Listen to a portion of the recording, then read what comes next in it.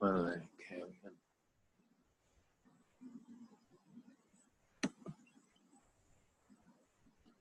see if anyone's there. Aha.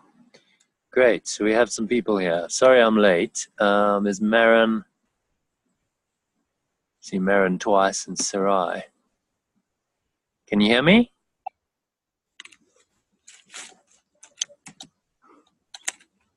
Marin, can you hear me?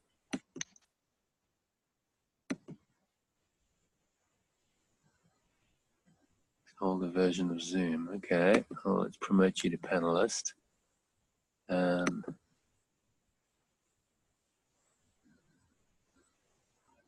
mute. Right, can anyone hear me? Yes. You can. Hi, is that Sarai? Sarai, hi. Yeah, hi. How are you, Sarai? Sorry I'm a bit late. I had a couple of technical challenges. Zoom crashed and Microsoft Office was doing its own thing. So apologies, but at least I made it. And there's Marin there. Marin? Hello, Jonathan. Marin, can you hear me? I can hear you, yes. Okay, great. Yeah, welcome. I'm actually alone here. I'm in the Johannesburg Botanic Gardens. I don't know if you can see the background. There's some ducks and stuff. I was expecting a couple of people. They might come later, I don't know. So there's some ducks. It's a lovely place there. Yeah, today's session, the plan is to discuss the first 50 principles of miracles. Chapter 1 of the course. It's the first section, principles of miracles. There are 50 principles. Hopefully we'll get through most of them, but that doesn't really matter. There's just discussing a few of them in depth will no doubt help us a lot. So I just thought to start with, maybe we should do a little meditation, if you're all up for that. Sure. Yes, lovely. A little sort of guided meditation. I've developed a 10-step letting go process, which is based on the course's teachings on forgiveness. So I'll just take you into a meditation and go through that for like 10, 15 minutes, something like that, and then we'll go into the session. Okay, so just close your eyes. Breathing nice and deeply.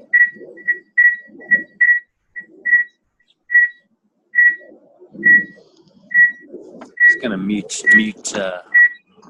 you guys so that I don't get feedback.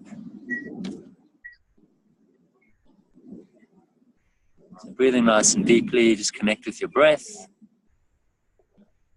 Nice deep slow inhales and exhales through the nose.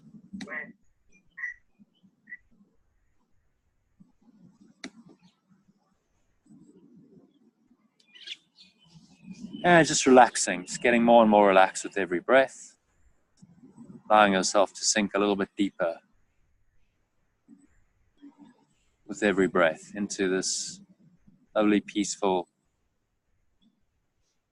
calm, relaxed state of mind. I'm just going to move a bit further away from the road because it's quite noisy. Just allowing yourself to become more and more relaxed with every breath. Sinking a little bit deeper with every breath into this lovely, peaceful, calm, relaxed state of mind. Just breathing. 30 seconds. It's going to 50.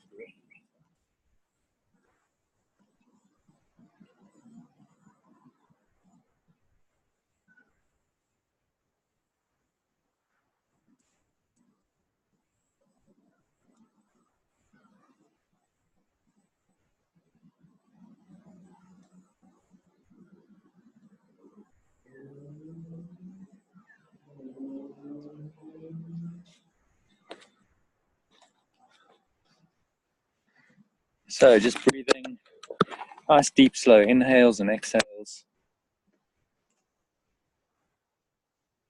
Nowhere to go, nothing to do for the next few minutes. Just be here, be now. Allow your mind to open, to empty, to relax.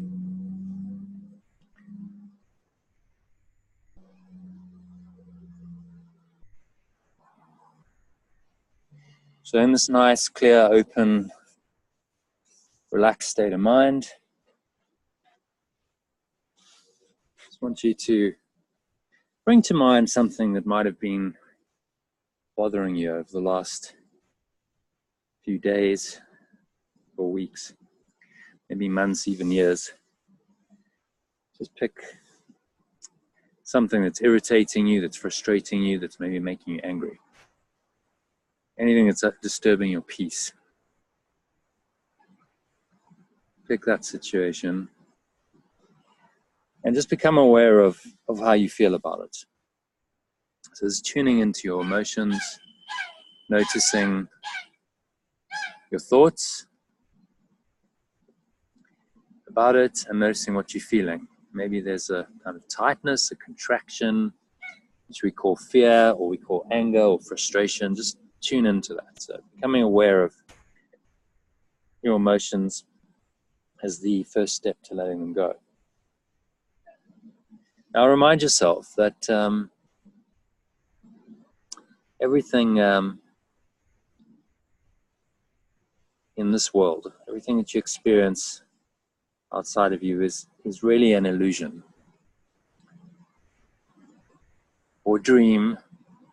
It's something happening in a part of your mind that's not absolutely real. So that includes this particular situation and the personal people involved. So it's part of a dream. So if it's part of a dream, it's actually just your projection. So remind yourself of that. On some level, which you're not aware of, you're projecting this feeling of anger, frustration, irritation outward. The situation is the mirror of that, and it's just reflecting back to you what's already inside. So coming to this awareness is absolutely critical to letting this go, because you start realizing you're doing it to yourself. It's not anyone else or anything else doing it to you.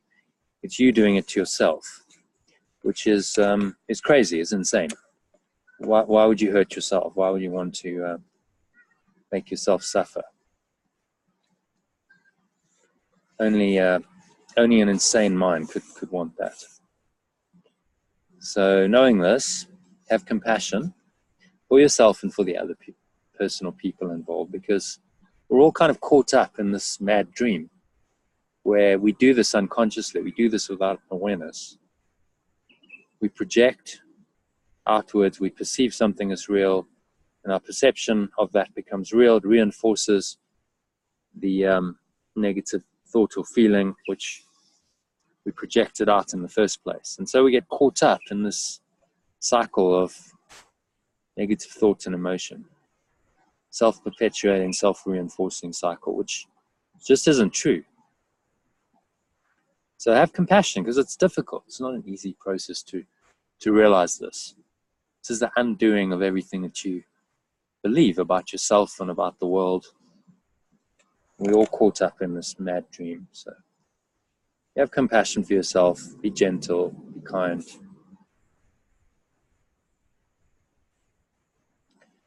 And step 6 is just to really become aware. So we've already done this, but really feel these feelings just for a short moment, for 30 seconds or so. Allow yourself to really dive into whatever it is. So the anger, the fear, whatever you want to label it as, it's actually just an energy. So just tune into the quality of that energy. And usually with anything negative, there's a negative, a contracted feeling. So it's not a nice feeling. It's a contraction. It doesn't make you feel happy. It disturbs your peace. It can make you feel violent, can make you feel aggressive, can make you feel depressed. So just tune into all these emotions. You don't have to label them, but just be aware of the quality of it. I always like to think of it as it's like a grater, cheese grater on your consciousness. It's like grating away. Become aware of that. And when you tune into that, you become aware of that, of how unpleasant that is, how it makes you suffer. You can make the choice to let it go because you realize this isn't what you want. This disturbs your peace. You cannot be happy and have and retain this feeling. So step 7 is to make the choice to just let it go. And so you can let this go. And you do that just by taking a nice deep breath.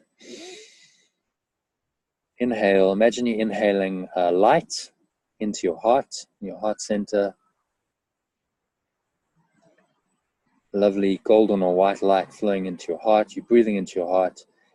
And as you breathe in this light, you dissipate the darkness.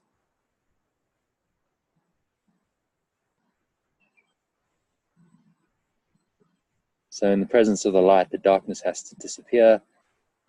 As you exhale, imagining this dark energy and feeling, you can maybe visualize it if you like as a gray or a black or a brown kind of mucky energy leaving you, being replaced by the light. And do this 3 times. So inhale again, nice deep inhale breath. Inhale the light.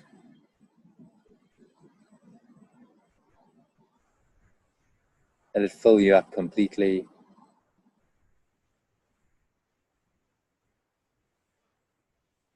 So imagine that light radiating out from that spot in your chest, through your heart center, up into your head, down into your bottom, your abdomen. And as you exhale, just releasing this dark energy and feeling.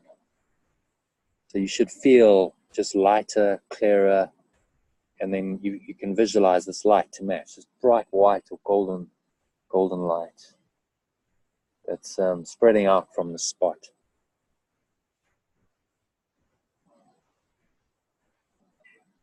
One more deep inhale breath.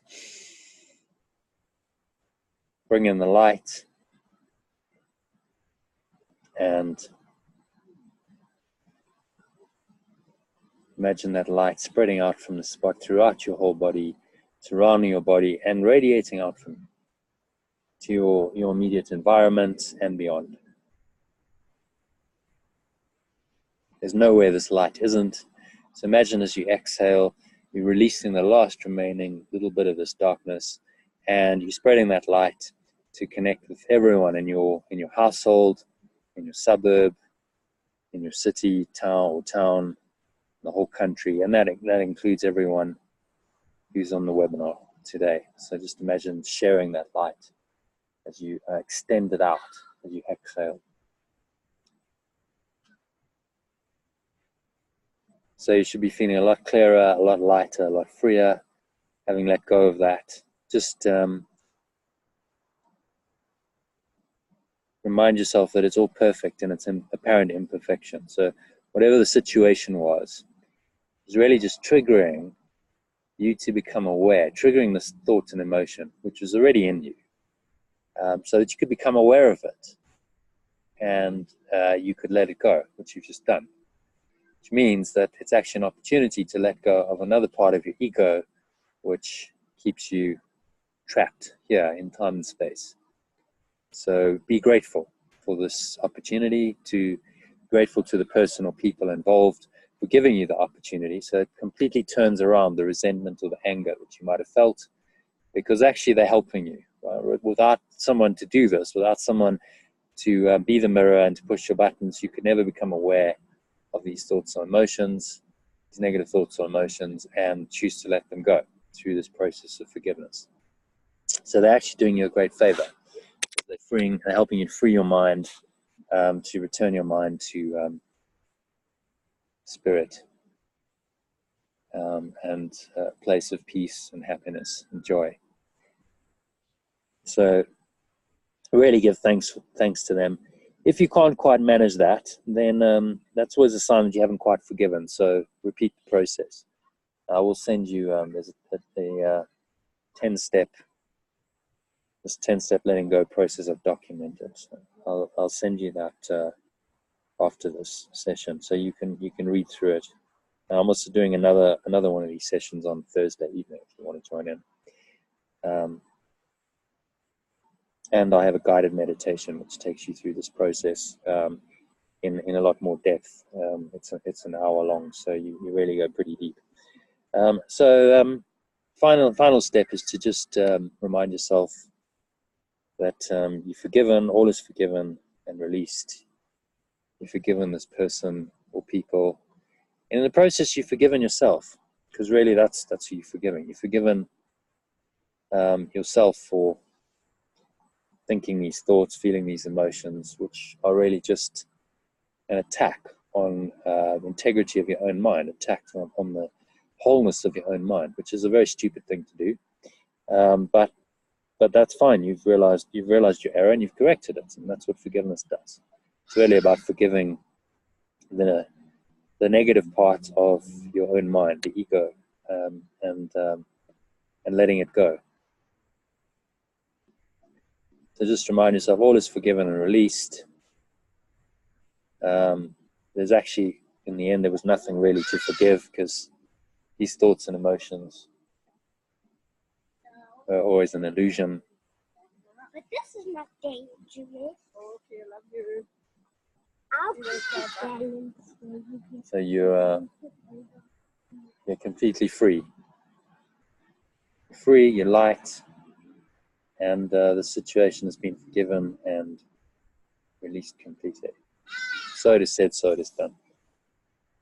So on the count of 3, you're going to open your eyes. Just bring yourself back into your body, noticing your body, tuning into how your body feels. Notice the weight of your body pressing on the chair or the floor or wherever you're sitting. 1, 2, just tuning in again to the sounds.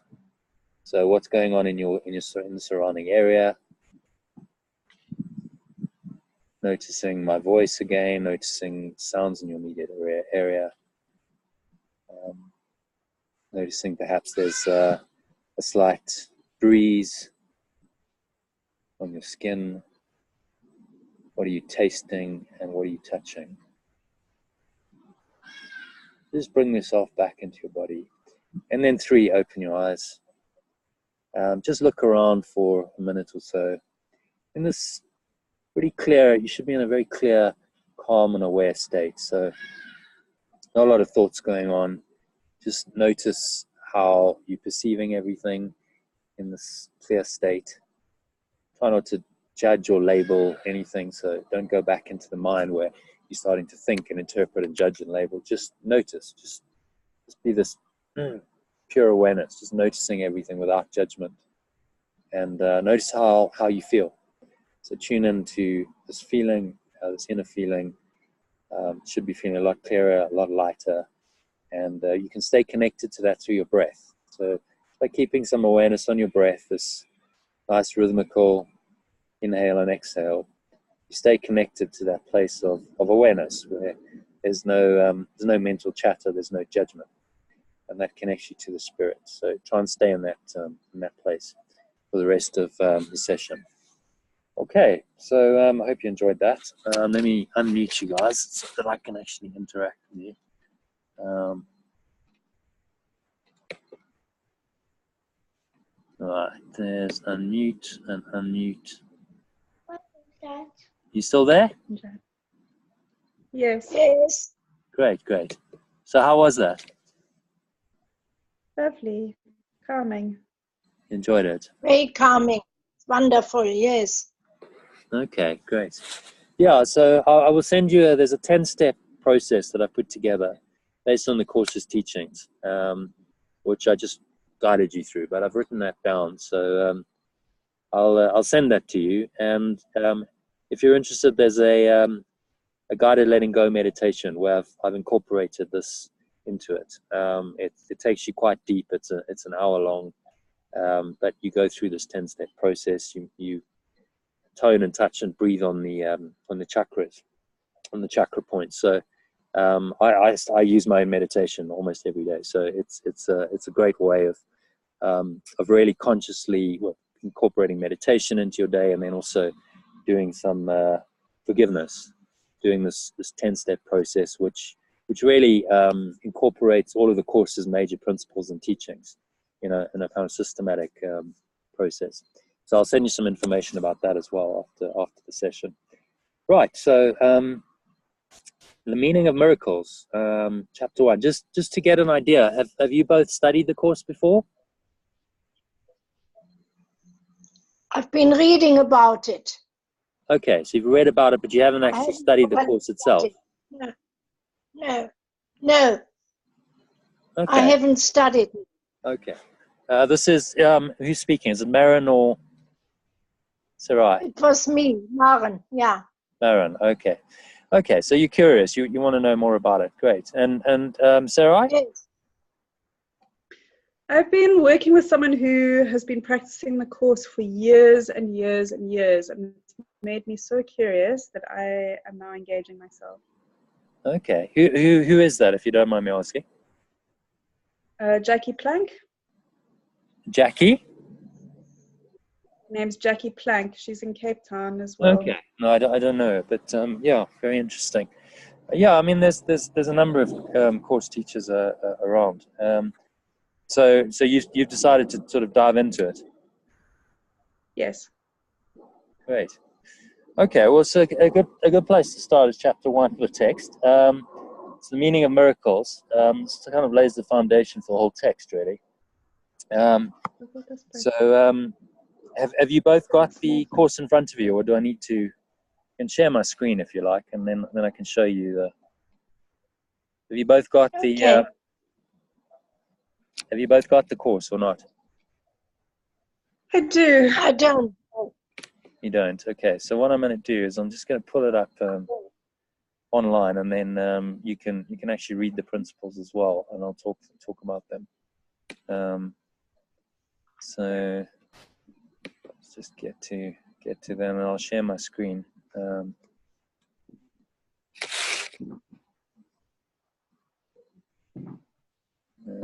are we? ECIM, go. Chapter 1, the meaning of miracles. Okay.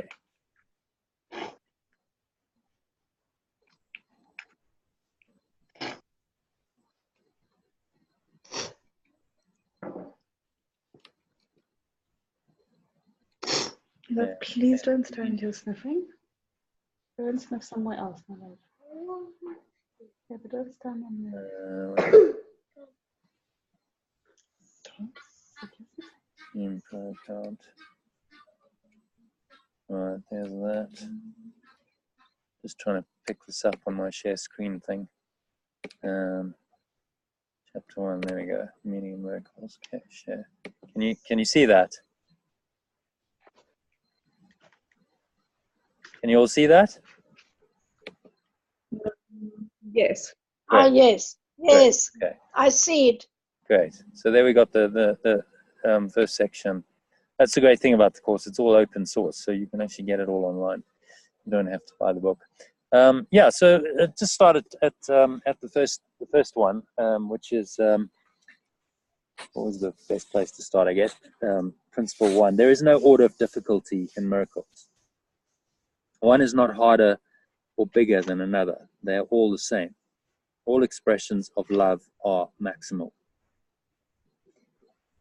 So maybe the best way to do is just, if you've got any questions, about anything, just fire away rather than me just going to some kind of monologue. Does that make sense to you? Any questions about that principle? No, it makes sense. Okay. Yeah, I mean, what he's saying there is really there's no order of difficulty.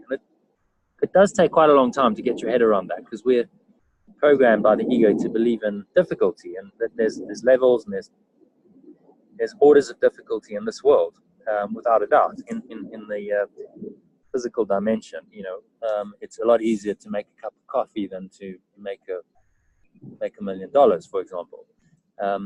But he's trying to take our minds into another dimension, where we realize that one is not harder or bigger than another.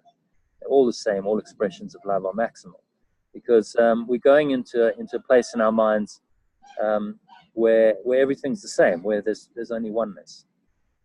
So this is sort of the introduction into this just different way of thinking. Sarah, you okay with that first principle? Yes. Yes. Okay. So number 2, miracles as such do not matter. The only thing that matters is their source, which is far beyond evaluation. So what he's really saying is that miracles don't actually matter, because these corrections, the miracles are correction in our thinking. In the end, it doesn't matter. The only thing that really matters is what it points us to, is what it brings us to, which is their source, and that's far beyond evaluation. We can't really evaluate or judge or frame in any way this infinite source, which the Course calls God, the source of all creation, all life. Number 3. So I'm just going to carry on. I'll work through this. If you've got any questions, just fire away. Please interrupt me. Okay. Miracles occur naturally as expressions of love. The real miracle is the love that inspires them. In this sense, everything that comes from love is a miracle. I actually sent that out yesterday. I don't know if you got that, because I think I put you on my mailing list. So I sent out a daily inspirational quote with quotes from the Course and various other quotes from various sources, not just the Course. But it's all about pointing us to truth. As Eckhart Tolle says, everything's just a signpost pointing us to the truth. This is a great one. Miracles occur naturally as expressions of love. So he's saying that's all a miracle is. It's an expression of love, or an extension of love. The real miracle is the love that inspires them. So again, he's pointing us to the true source. The real miracle is this love that's always there, that inspires whatever we think and whatever we do in this world. In this sense, everything that comes from love is a miracle. Okay, so he's making the connection right up front. Miracles are really about love. They're an expression or extension of love, and they should occur naturally when we're in that state of love. All miracles mean life, and God is the giver of life. His voice will direct you very specifically. You will be told all you need to know. Okay, so this is a nice one as well. He's connecting all of these dots in this first principle. He's saying love, miracles, and life and God are already all the same thing. It all comes from this one source that he calls God. And then he says his voice. And by this voice, capital V, he means the Holy Spirit. So this is the introduction to this this idea of a voice in your mind that will guide you and direct you, and will give you, he says very specific directions and instructions, because this voice, the Holy Spirit, knows how to translate this oneness, this perfect love, into this dimension, into thoughts and actions that are going to be helpful in this world. You will be told all you need to know. So he's saying, look, trust. You start to trust this process and you trust this voice. You'll be told all you need to know, and you'll get these very specific directions, which is very comforting. Number 5, miracles are habits and should be involuntary. They should not be under conscious control. Consciously selected miracles can be misguided. Okay, so that's quite important. Saying miracles are habits, so we've got to get into the habit of training our minds to think this way. And that's really what the Course is training us to do. That's why it's necessary. And they should be involuntary. We should be able to just think this way and act this way involuntarily. They should not be under conscious control. So I teach in my seminar on a Thursday, my webinar on a Thursday, about flow. And so flow is very much about letting go, and you not in conscious control, that there's this other intelligence or power that comes through you. And this really is, it's the same thing. So the term miracles, whether you use the term miracles or use the term flow, it doesn't really matter. It's the same thing. It's the same process of involuntarily you surrender your mind, and these thoughts and the actions that come from them start to come through, and you start to, instead of trying to control your life, you start to be guided and directed, and this power will guide you and direct you, and will tell you what you need to do, where you need to go, quite specifically. Consciously selected miracles can be misguided. So what he's saying is when we try and interfere with the process, it can start going wrong, and we can get misguided, and then the ego comes in.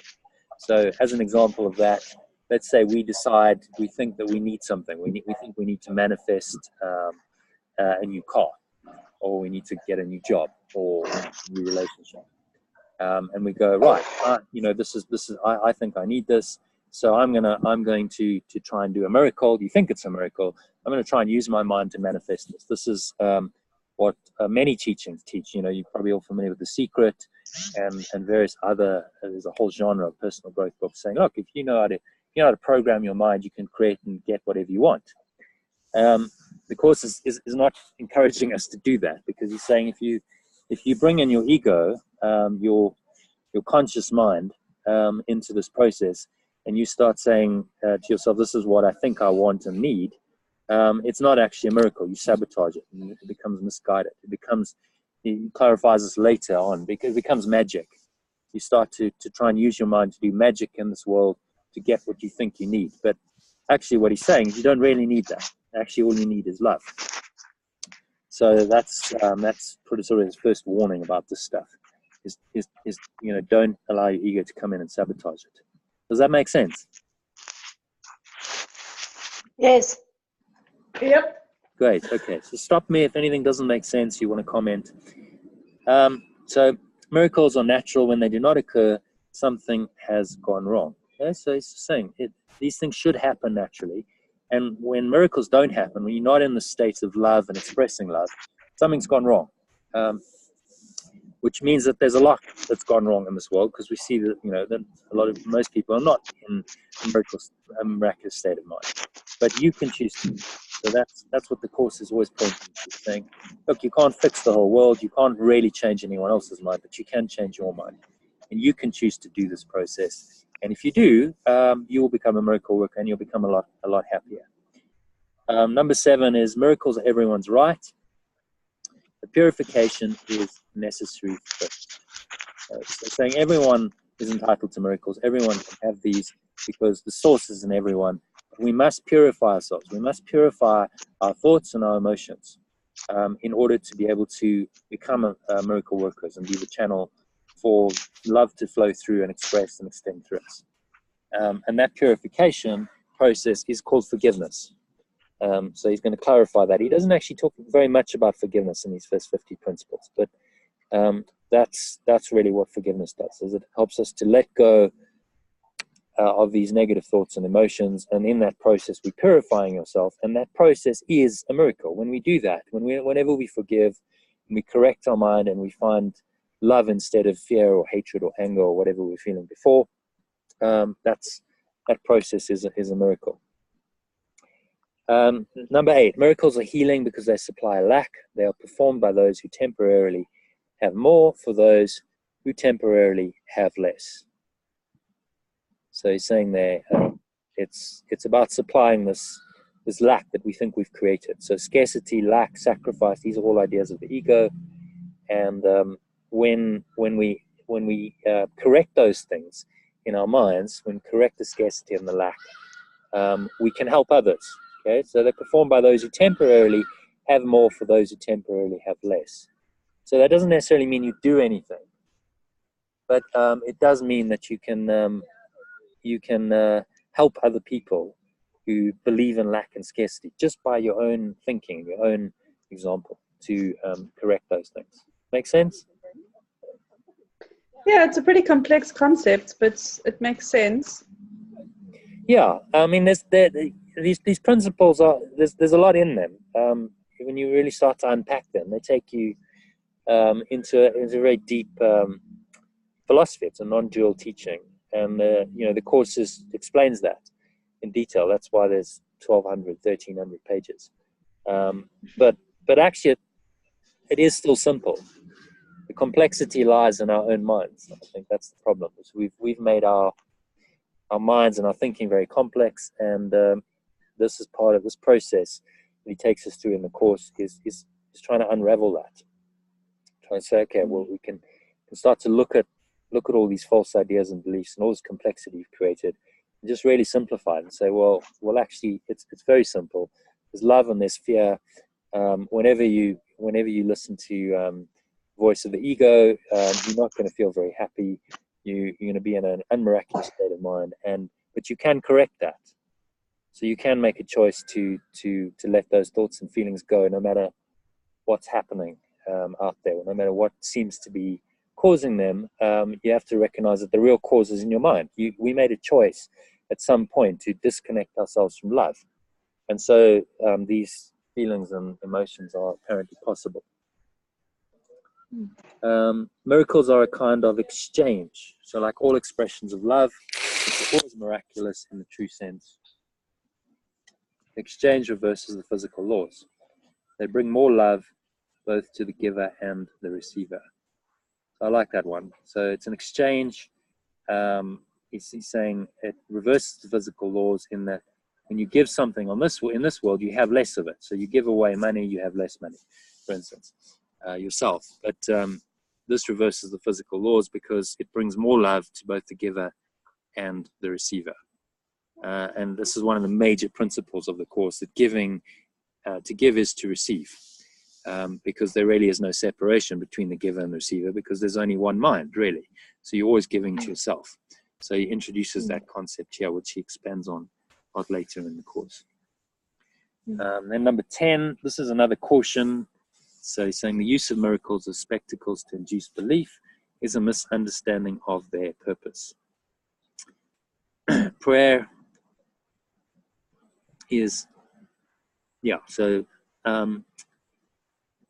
doesn't need that much clarification. Just to say that, if you think miracles are about doing amazing things, walking on water, turning water into wine, healing the sick, raising the dead, he talks about that later on, we'll get to it. But if you're doing it as spectacles to induce belief in yourself or others, it's a misunderstanding of their purpose. That's not what it's about. It's not a show. It's the purpose is to reconnect you with your source and remind you that only love is real. Then number 11, prayer is the medium of miracles. It is a means of communication of the created with the creator. Through prayer, love is received, and through miracles, love is expressed. I like that. So prayer is the medium of miracles. He's clarifying what prayer is. It's when we pray, we communicate with our creator. So I would say any kind of meditation process like we just did, where you feel connected to your source, where you feel connected to a deeper place in you, that's prayer. Through prayer, love is received, so you receive it in that state. Through miracles, love is expressed or extended. So there's kind of an idea of miracles is that there's some kind of active component in a miracle, that we're expressing the love in our, not just in our thoughts, but in our words and in our actions. And prayer is more going within and receiving it, and then miracles express it out. So I love that. That's a very powerful one. Just showing clarifying what prayer is and what the relationship with prayer and miracles is. Any questions? No, it's pretty mind-blowing stuff, right? Yes, it's very clear. It's wonderful. Yeah, it is. Thank you. Someone's arrived. Right, a bit late.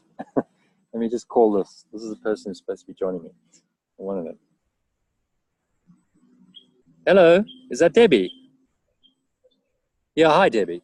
I'm on the lawn. Did you come in the lower entrance, the Willie Funch Road entrance?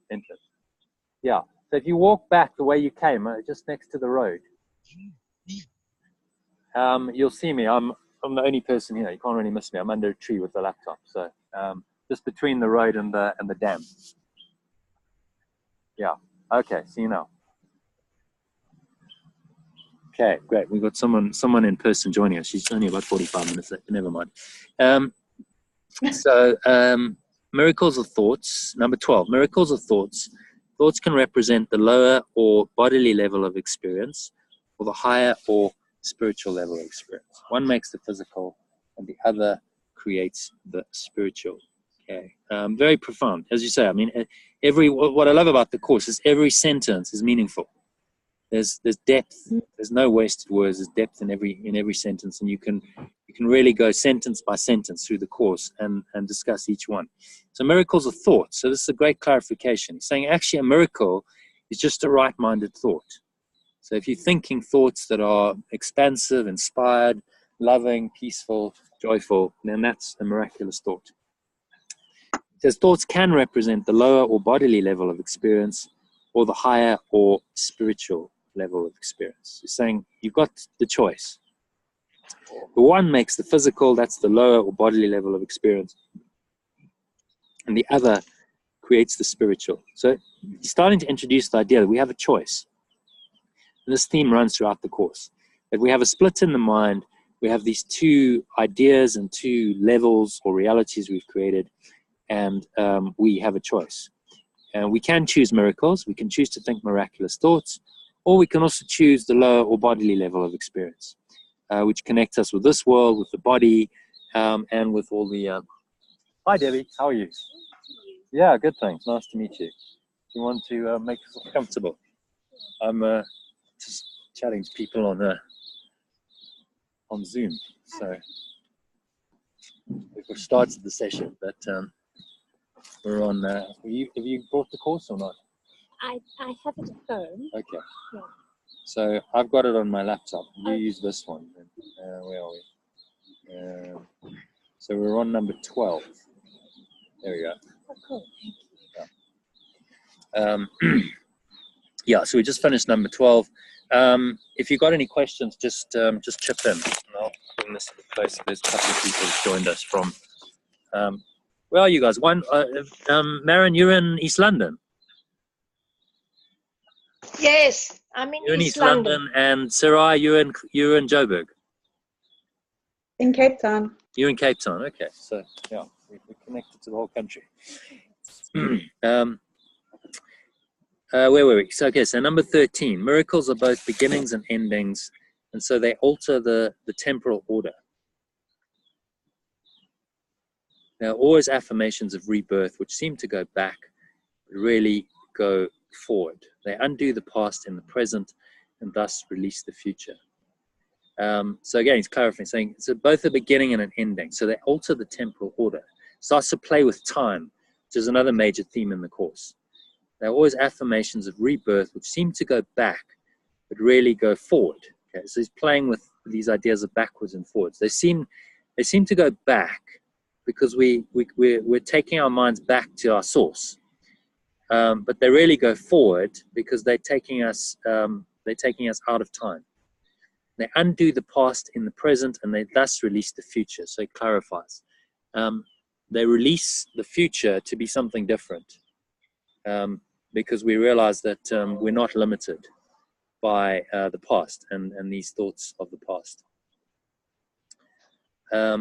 So that's something that gets clarified a lot in the course. What he's doing there is he's playing with time there. He's introducing us to the concept of time. They alter the temporal order. So when you're truly in a miraculous state of mind, there's no time. You're only in the present. Because you're only in the present, there's no past, there's no future, and you correct. You now no longer have to keep replaying the mistakes of the past and doing that in your future, which is enormously liberating. So some very, very powerful ideas here, just in the first 50 principles. If you actually applied the first 50 principles, it's completely life-changing. Miracles bear witness to truth. They are convincing because they arise from conviction. Without conviction, they deteriorate into magic, which is mindless and therefore destructive, or rather the uncreative use of mind.